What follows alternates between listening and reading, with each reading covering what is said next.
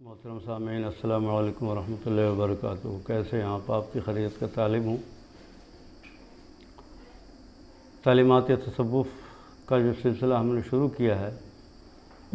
اسی کو آگے بڑھاتے ہوئے آج کی یہ قسط عقیدہ آخرت کے تعلق سے ہے، اور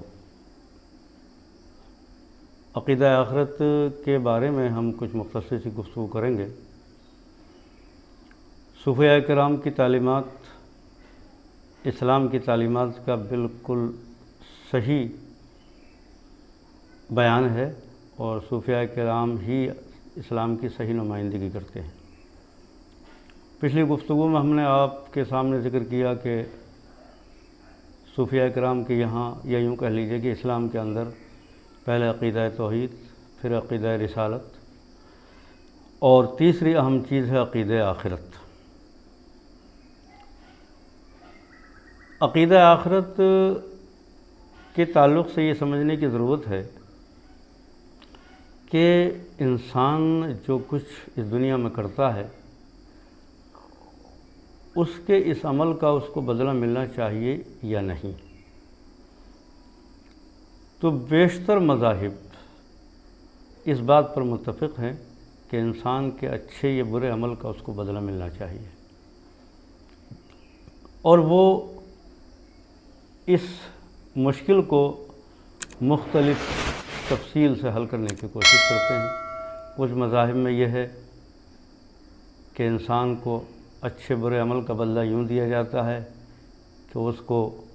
بعد کی زندگی میں مختلف صورتوں میں پیدا کر دیا جاتا ہے، اور ایک طویل صورتوں میں پیدا ہونے کے بعد اس کو کامیابی کی منزل ملتی ہے۔ یونانی فلسفیوں نے اس مسئلے کو یوں حل کرنے کی کوشش کی کہ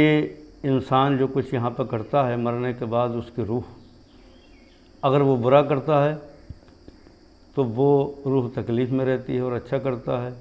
تو روح آرام میں رہتی ہے۔ اور بھی طرح طرح کے مذاہب اس سلسلے میں ہیں، اور جدید سائنس میں تمام ہی، بلکہ اکثر کہنا چاہیے، اس بات پر متفق ہیں کہ انسان مرنے کے بعد اس کا کوئی وجود باقی نہیں رہتا، بلکہ اس کے اعضاء جو ہیں منتشر ہو جاتے ہیں۔ یعنی یہ وہ لوگ ہیں جو انسان کو صرف مادی مانتے ہیں اور روح سے اس کا کوئی تعلق نہیں مانتے ہیں۔ اس زمانے میں یہی نظریہ غالب ہے، کیونکہ جو تعلیمات ہمارے نصاب میں آج کل جاری ہیں، اور جو کچھ پڑھایا جاتا ہے اس کی زیادہ تر بنیاد اسی نظریات پر ہے کہ انسان مرنے کے بعد میں ایک مادہ تھا اور وہ منتشر ہو گیا، اور اس کے بعد میں اس کا کوئی وجود یا کوئی عمل کا حساب نہیں ہے۔ تو کچھ مذاہب تو اس مشکل کو یوں حل کرتے ہیں کہ وہ کچھ سزا کا انداز رکھتے ہیں مرنے کے بعد میں، اور قدیم فلسفی اس کو یوں کرتے ہیں کہ وہ روحانی تکلیف اور روحانی آرام کے قائل ہیں۔ اور جدید سائنس میں زیادہ تر مفکرین کا رجحان یہی ہے کہ انسان صرف مادی شے ہے، اور مرنے کے بعد اس کو کسی سزا اور اس کو کسی آرام کا اس سے کوئی تعلق نہیں ہے۔ یہیں پر اس کو سزا دی جائے اور یہیں پر اس کو آرام دیا جائے۔ تو یہ تین بڑی باتیں ہمارے سامنے آتی ہیں انسان کے مکافاتی عمل کے تعلق سے۔ کلام پاک میں جہاں مومنین کی جماعت کی تعریف کی گئی ہے، تو وہاں پر ایک بات یہاں پر ایک آیت پیش کی گئی ہے، وَبِالْآخِرَةِ هُمْ يُوقِنُونَ، آخرت پر یہی لوگ ایمان لاتے ہیں۔ اب ہم یہاں پر صوفیاء کرام نے جو تفصیل کی ہے، اور حدیث شریف میں اور کلام پاک میں جو تفصیل آئی ہے عقیدہ آخرت کے تعلق سے، عقیدہ آخرت کے تعلق سے آپ یوں سمجھ لیجئے، اس کو ہم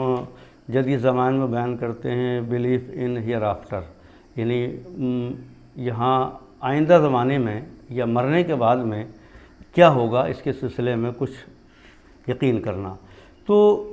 اب ہم جب اسلامی تعلیمات پر اور صوفیاء کرام کی تعلیمات پر نظر ڈالتے ہیں تو اس مسئلے کو یعنی مکافات عمل کو، انسان نے جو کچھ دنیا میں کیا ہے اس کو اس کے اچھائی کا بدلہ ملنا چاہیے اور اس کی برائی کا بدلہ ملنا چاہیے۔ اس سلسلے میں ایک بڑی تفصیل ہے۔ حدیث شریف اور کلام پاک میں لگ بھگ حدیث شریف میں 30% حصہ اور کلام پاک میں 40% حصہ آخرت کی تفصیل کے تعلق سے آیا ہے۔ مرنے کے بعد کن کن کیفیتوں سے گزرنا ہے اس کی تفصیل حدیث شریف میں ہے، کلام پاک میں ہے۔ پھر دوبارہ جب ان کو زندہ کیا جائے گا انسانوں کو، تو پھر کس میدان میں ان کو زندہ کیا جائے گا اور کیسے زندہ کیا جائے گا اس کی تفصیل بھی ہے۔ غرض کہ اخروی زندگی کے تعلق سے جتنی تفصیل قرآن و حدیث میں دی گئی ہے، ہمیں کسی فلسفے میں نہیں ملتی، کسی مذہب میں نہیں ملتی اور کسی نظریے میں نہیں ملتی۔ دوسری بات یہ ہے کہ اس کے ہر پہلو کو بہت صاف طریقے سے بیان کیا گیا ہے، یہاں تک کہ یہ بھی بیان کیا گیا ہے کہ جب قیامت آئے گی، ریکریشن ہوگا، انسان کو جب دوبارہ سے زندہ کیا جائے گا، تو اس سے پہلے کا جو وقت ہوگا اس میں کیا کیا علامتیں ظاہر ہوں گی، جس کو اشراط الساعۃ کہا جاتا ہے، اشراط الساعۃ کہا جاتا ہے، یعنی علامات قیامت۔ تو علامات قیامت کا ایک بہت بڑا حصہ کلام پاک میں بیان کیا گیا، حدیث شریف میں بیان کیا گیا ہے۔ وہ علامات جو ہیں قیامت سے پہلے جو ظاہر ہوں گی، تو وہ علامات مختلف طریقوں میں بیان کی گئی ہیں۔ مطلب یہ ہے کہ سماج کیسا ہوگا یہ بھی بیان کیا گیا ہے، اور جو دنیا کے جو فزیکلی حالات ہوں گے اور دنیا کی جو عناصر میں تبدیلی آئے گی اس کی بھی تفصیل ہے، اور دنیا کی سیاست میں کیا تبدیلی آئے گی اس کی بھی تفصیل ہے۔ یعنی سیاسی واقعات کیسے ہوں گے، سماج کیسا ہوگا، علم کتنی ترقی کرے گا، سائنس کتنی ترقی کرے گی۔ تو علم کی ترقی، سائنس کی ترقی اور سماج کیسا ہوگا، سیاست کیسی ہوگی، اور دنیا کے اندر کس طرح کے واقعات رونما ہوں گے، ایک بہت تفصیل کے ساتھ قرآن و حدیث میں یہ بیان کیا گیا ہے۔ ان ساری علامات کی تفصیل ہم انشاءاللہ کہ الگ مجلس میں بیان کریں گے۔ تو سماج کے واقعات اور سیاست کے واقعات، غرض کہ قیامت کی جو بھی علامتیں ہیں ان کا ایک الگ باب ہے حدیث شریف میں، کلام پاک میں، اور آخرت میں کیا کچھ ہوگا اس کی الگ تفصیل ہے۔ ہم جب حدیث شریف کی کتابیں کھولتے ہیں تو اس میں باب و اشراط الساعہ یعنی قیامت کی علامتیں کیا ہوں گی، حشر کیسا ہوگا، دوبارہ کیسے زندہ کیا جائے گا، جنت کی نعمتیں کیسی ہوں گی، جہنم کے حالات کیسے ہوں گے، کس طریقے کی آگ ہوگی، کس طریقے کی کوٹریاں ہوں گی، جہنمی کو کیسی صورت ہوگی، کس عمل کا کیا سزا ہوگی، زانیوں کی کیا سزا ہوگی، چوروں کی کیا سزا ہوگی، سود خوروں کی کیا سزا ہوگی، یہ پوری تفصیل ہمیں قرآن و حدیث میں ملتی ہے۔ ہم دنیا کے جتنے بھی افکار اور تحقیقات کو پڑھتے ہیں تو اتنی تفصیل ہمیں کہیں نہیں ملتی ہے، اور سب کچھ جو یہ بیان کیا ہے یہ بڑے وقار کے ساتھ بیان کیا گیا ہے، بڑے اعتماد کے ساتھ بیان کیا گیا ہے۔ قیامت کی جو علامات بیان کی گئی ہیں اس میں سے کافی علامات ظاہر بھی ہو چکی ہیں اور آنکھوں کے سامنے ہیں، تو اب ظاہر بات ہے۔ اور پھر کلام پاک میں دوبارہ زندہ کرنے کے تعلق سے دلیل بھی لائی گئی ہے۔ اس میں بڑی دلیل یہ ہے کہ جو اللہ تعالیٰ انسان کو پہل بنانے پہ قادر ہے وہ دوبارہ بھی اس کو بنانے پہ قادر ہے۔ ایک موٹی سی بات ہے، سمجھنے کی بات ہے۔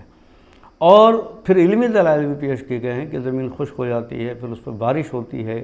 پھر اس کے بیج ہوتے ہیں، ان بیجوں سے پورا پودا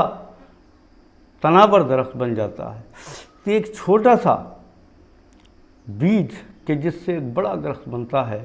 بارش ہونے کے بعد اللہ تعالیٰ انسان کے کسی بھی جز کو باقی رکھ کر اور دوبارہ اس کو بنا سکتا ہے۔ اس میں کوئی محال بات، یعنی عقل کے نزدیک بھی کوئی محال بات نہیں ہے، کیونکہ جب پہلے اس نے پیدا کر دیا تو دوبارہ بھی پیدا کر دیا۔ تو دوبارہ پیدا کرنے کے تعلق سے کلام پاک میں دلائل بھی ہیں،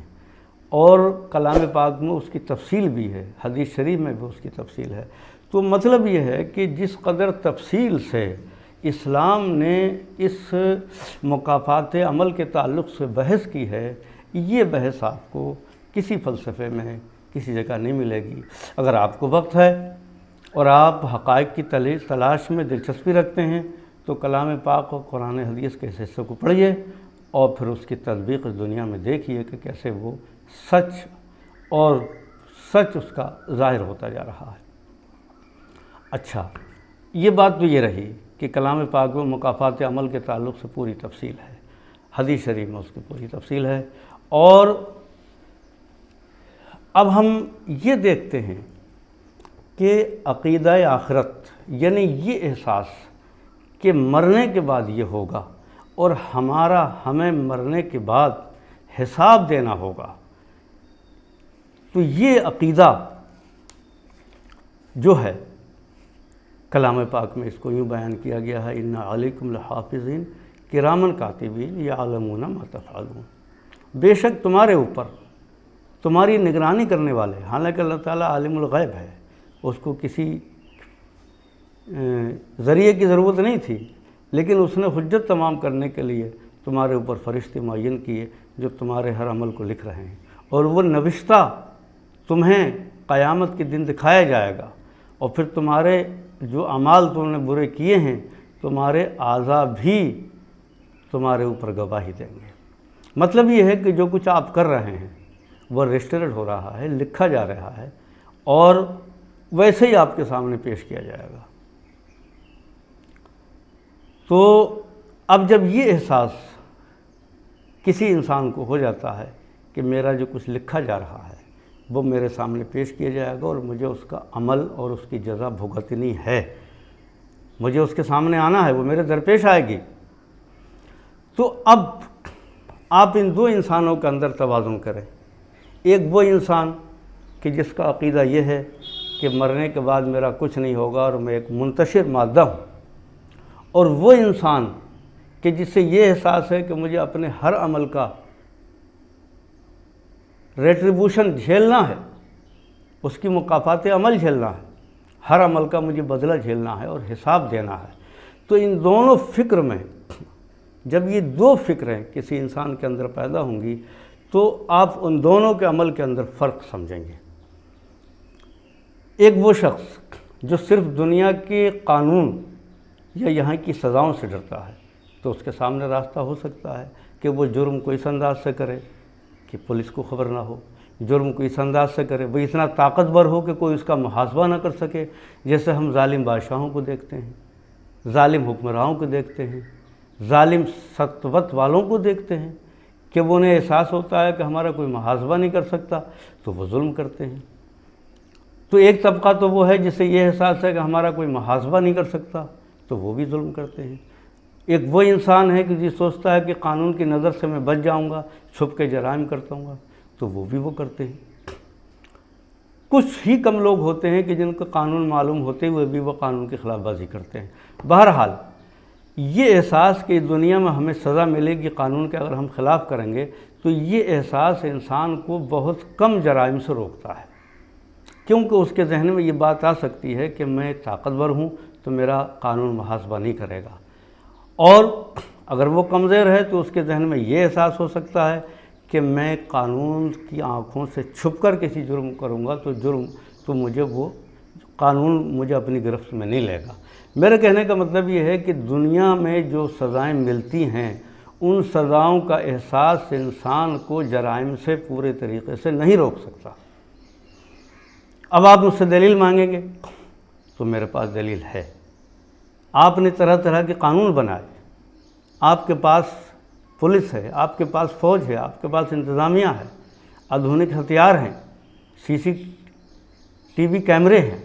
ہر طرح کے نگرانی کرنے والے ذرائع ہیں، لیکن اس کے باوجود دنیا میں اور سماج میں جرائم کا گراف بڑھتا جا رہا ہے۔ وہ ممالک جس کو ہم ترقی کردہ ممالک کہتے ہیں، یہ پسماندہ ممالک کہتے ہیں، یہ ترقی پذیر ممالک کہتے ہیں، ایسا نہیں ہے کہ کسی ایک ملک میں جرم ہوتے ہوں کسی میں نہ ہوتے ہوں، یا کسی ایک سماج میں جرم ہوتے ہوں دوسرے میں نہیں ہوتے ہوں۔ ہم اس وقت یہ دیکھتے ہیں چاہے وہ کوئی بھی مذہب کا سماج ہو، کسی بھی ملک کا سماج ہو، ترقی کردہ ہو یا پسماندہ ہو، تمام ہی سماج میں سخت قانون ہونے کے باوجود اور سخت سزائیں ہونے کے باوجود بھی جرائم کا گراف بڑھ رہا ہے۔ تو یہ بات ظاہر ہے کہ صرف دنیاوی قانون یا دنیاوی سزا کا احساس آدمی کو جرائم سے پورے طریقے سے نہیں روک سکتا۔ دلیل اس کی یہ ہے کہ ترقی کردہ ممالک میں بھی جرائم کا گراف بڑھتا جا رہا ہے۔ نشے کے کاروبار، ڈکیتی کے کاروبار، قتل کی واردات، چوری کی واردات اور بینکوں سے طرح طرح کے ذریعے پیسہ نکال کر ملک کو نقصان پہنچانے کے واقعات، غرض کے جرائم کا کوئی شعبہ ایسا نہیں ہے کہ اس میں جرائم کا اضافہ نہ ہوتا ہو۔ تو مطلب یہ ہے کہ جو قانون بنائے گئے ہیں اور جو سزائیں رکھی گئی ہیں وہ پوری طریقے سے انسانی وجود کو جرائم سے روکنے میں تقریباً ناکام ہیں۔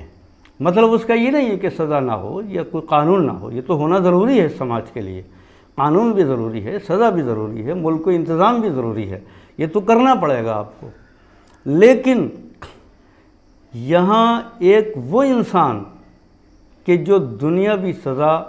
یا قانون کے سامنے اپنے آپ کو کس درجے میں کھڑا کرتا ہے، اور ایک وہ انسان کہ جس کا یہ عقیدہ ہو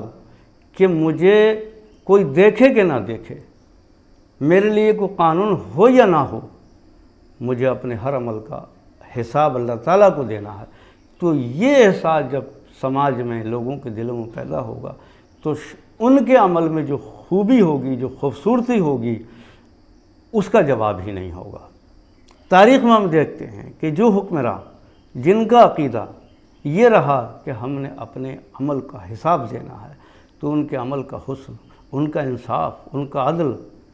ان کی جہانگیری، ان کی جہانداری، اس کا انداز ہی الگ ہے، اس کی خوبصورتی الگ ہے۔ تو عقیدہ آخرت ایک سماج کی بھی ضرورت ہے، ایک اچھے انسان کی ضرورت ہے، اور ایک اچھے ملک کی ضرورت ہے، ایک اچھی شخصیت کی ضرورت ہے۔ جب آدمیوں کو اپنے مکافات عمل اور آخرت میں اللہ تعالیٰ کے سامنے پیش ہونے اور اس کے حساب دینے کا احساس جب اس کے دل میں بڑھ جاتا ہے تو پھر وہ جرائم کی طرف نہیں بڑھتا۔ آج کی دنیا میں جرائم کا جو گراف بڑھ رہا ہے، سب کچھ ہونے کے باوجود، اس کا مطلب یہ ہے کہ ہماری تعلیمات میں کسی چیز کی کمی ہے، ہم سے کچھ چھوٹ گیا ہے، ہم سے کچھ رہ گیا ہے۔ سائنس ہمارے پاس ہے، جدید نگرانی کے ذرائع ہمارے پاس ہیں، ہر طرح کی پولیس ہمارے پاس ہے، ہر طرح کے جرائم کی تحقیق کرنے کا شعبہ ہمارے پاس ہے، اور پھر بھی ہم جرائم کو کنٹرول نہیں کرتے۔ تو اس کا مطلب یہ ہے کہ ہماری تعلیمات میں کوئی چیز رہ گئی ہے، کوئی چیز ہم سے چھوٹ گئی ہے۔ ہمیں دوبارہ غور کرنا چاہیے کہ جس انسان کو ہم قانون کی گرفت میں لینا چاہتے ہیں، کیا اس کی شخصیت کے بھی ہم تعمیر کرتے ہیں؟ کیا اس کی ذہنیت کے بھی ہم تعمیر کرتے ہیں؟ آپ نے قانون بنا دیا، آپ نے پولیس کھڑی کر دی، سب کچھ آپ نے کھڑا کر دیا، لیکن جس سماج کی آپ کو تعمیر کرنا تھی، اس سماج کی تعمیر آپ نے کن عقیدوں پر کی، کن بنیادوں پر کی؟ جب اچھی بنیادوں پر، اچھے عقیدے پر، انصاف کے نظریے پر سماج کی تعمیر نہیں ہوگی، اس وقت تک آپ جرائم کو نہیں روک سکتے۔ اب سماج کی بنیاد اچھے عقیدے پر کیسے ہوگی؟ تو اپنی اپنی رائے ہے، لیکن میری سمجھ، جو میری تحقیق، میرا مطالعہ مجھے اس بات پر مجبور کرتا ہے کہ انسان کو کی شخصیت میں نکھار جب تک نہیں آ سکتا، جب تک اس کو بلیو ان ہیئر آفٹر یا ریٹریبیوشن یا مکافات عمل کا اسے اگر احساس نہیں ہو، تو ہم اچھے سماج کی اور ایک اچھی شخصیت کی تعمیر جب کر سکتے ہیں جب اس سماج کے لوگوں کے سامنے ہم یہ بتائیں کیا کیا رانگ ہے، کیا رائٹ ہے، کیا غلط ہے، کیا صحیح ہے، کیا اچھا ہے، کیا برا ہے۔ تو پہلے اس سماج کے سامنے یہ تفصیل آنی چاہیے کیا اچھا ہے، کیا برا ہے، اور پھر اس سماج کے سامنے یہ عقیدہ آنا چاہیے کہ آپ کو ہر عمل کا حساب دینا ہے۔ تو کیا اچھا ہے، یہ برا ہے، قانون تو بنا دیے جاتے ہیں، لیکن اچھائی برائی کا فیصلہ انسان پہ چھوڑ دیا جاتا ہے۔ انسان کے اپنے اس سلسلے میں کافی نہیں ہے۔ قربان جائیے اللہ تعالیٰ کی اس رحمت پر کہ اس نے اچھے اور برا کا بیان اپنی کتاب کلام مجید میں کیا، اپنے رسول کی زبان سے کرایا۔ تو پہلے اللہ نے اپنے دین میں اچھے اور برے کی حدیں قائم کی۔ جب اچھے برے کا راستہ صاف ہو گیا تو پھر یہ سمجھایا گیا کہ اگر آپ برا کریں گے تو آپ کو اس کا بھی حساب دینا ہے، اور اگر اچھا کریں گے تو اس کا آپ کو ریوارڈ ملنا ہے، آپ کو اس کا ثواب ملنا ہے۔ تو پہلے اچھے اور برے کو نبی کو بھیج کر اچھے اور برے کو بتایا گیا، قرآن میں سمجھایا گیا، حدیث شریف میں سمجھایا گیا، اور پھر اس کے حساب لینے کا وقت بتایا گیا، اس کی علامتیں بتائی گئیں، وہ دن بتایا گیا۔ اب اچھے برا بھی سمجھا دیا گیا آپ کو۔ رسول صلی اللہ علیہ وسلم نے اچھے برے کو اپنی زندگی سے ثابت بھی کر دیا، اور پھر آپ کو حساب دینے کا وقت بھی بتا دیا، اس کا انداز بھی بتا دیا، وہ منزل بھی بتا دی۔ اب آپ دنیا پر نظر ڈالیے، کون سا فلسفہ، کون سی تعلیم، کون سی درسگاہ آپ کو یہ بتاتی ہے کہ یہ اچھا ہے یہ برا ہے، اور اس منظم طریقے سے کون سی تعلیم آپ کے سماج کی تعمیر کرتی ہے؟ دوستو، حقیقت تلاش کرنے والوں کے لیے کوئی بھی حکمت کسی قوم کے ساتھ خاص نہیں ہوتی، کسی مذہب کے ساتھ خاص نہیں ہوتی۔ جن کو حقیقت تلاش کرنا ہے، جن کو معرفت تلاش کرنا ہے، جن کو اچھی شخصیتوں کی تعمیر کرنا ہے، تو ان کو حکمت کہیں بھی ملے وہ حکمت کو لے لیتے ہیں۔ آئیے آپ کلام مجید کو پڑھیے، حدیث شریف کو پڑھیے، اور اچھے اور برے کو سمجھیے، اور پھر حساب دینے کے دن کی تفصیل پڑھیے، اور پھر اس میں غور کریے، پھر دنیا کی ساری تعلیمات آپ پڑھیے، پھر اپنے دل پہ آپ ہاتھ رکھ کے یہ دیکھیے کہ ہمارا دل اب کیا فیصلہ کرتا ہے، اب کیا ہم سے کہتا ہے۔ تو حکمت تو انسان کی گمشدہ چیز ہے، اس کو جہاں بھی ملے وہ حاصل کرنا چاہیے۔ تو خلاصہ یہ ہے کہ صوفیاء کرام کی تعلیمات میں آخرت کے عقیدے کی اہمیت ہے، اسلام کی تعلیمات میں آخرت کے عقیدے کی بڑی اہمیت ہے۔ جو ہم ایمان لاتے ہیں اللہ تعالیٰ پر، تو اس کا ایک جز یہ ہے کہ ہم اللہ کو کی توحید کے قائل ہوں، رسالت کے قائل ہوں، اور تیسرا جز ہے کہ یوم آخر اور یوم حساب کے قائل ہوں۔ اگر کسی مسلمان کے عقیدے سے یوم حساب کا عقیدہ غائب ہے تو وہ اسلام کو ماننے والا نہیں ہوگا۔ اسلام کو ماننے والا جبھی ہوگا جب اس کو یہ عقیدہ ہو، یہ احساس ہو کہ مجھے اپنے ہر عمل کا حساب دینا ہے۔ تو یہ مختصر سی گفتگو تھی عقیدہ آخرت کے تعلق سے۔ اب انشاءاللہ اگلی گفتگو میں ہم اس کے قریب ہی علامات قیامت کے تعلق سے ایک مختصر گفتگو کر لیں گے، تاکہ وہ چیز بھی آپ کے سامنے اسی سلسلے میں واضح ہو جائے۔ والسلام علیکم ورحمۃ اللہ۔